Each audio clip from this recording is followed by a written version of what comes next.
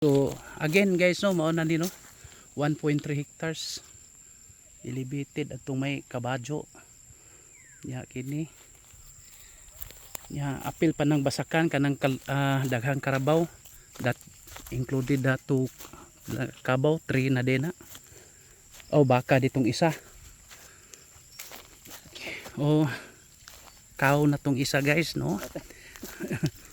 Nya mori utlanan kerdi ano nya ha kato sa unahan pa. Oh, then the adjacent which is the elevated one is also for sale.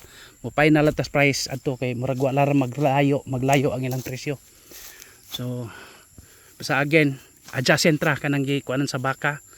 Mao naman ano start diha. Oh ya Jimilina lagi. Okay to. Pasaka dito atong nay coconut tree. O coconut tree usara niya bungtod gamay kana apil. Matay wa man mudag ko ang ilahang kuan. Wa may gam. Ilang dwarf coconut tree. Wa may gam ng ana.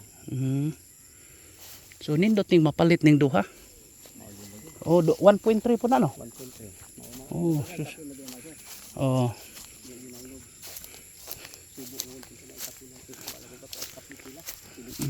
Sige lang kay ato ra na ma-final kung ang kursunada mo palit ani ini yuta mo palit sana na duha palig duha nya silingan na ta dire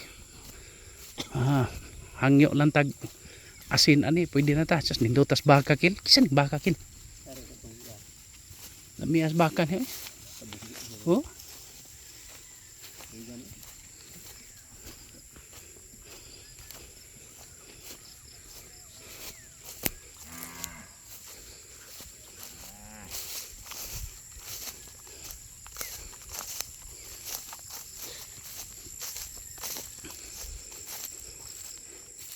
So dekrik dire. Okay, for inquiries just contact me and please subscribe our YouTube channel. Thank you.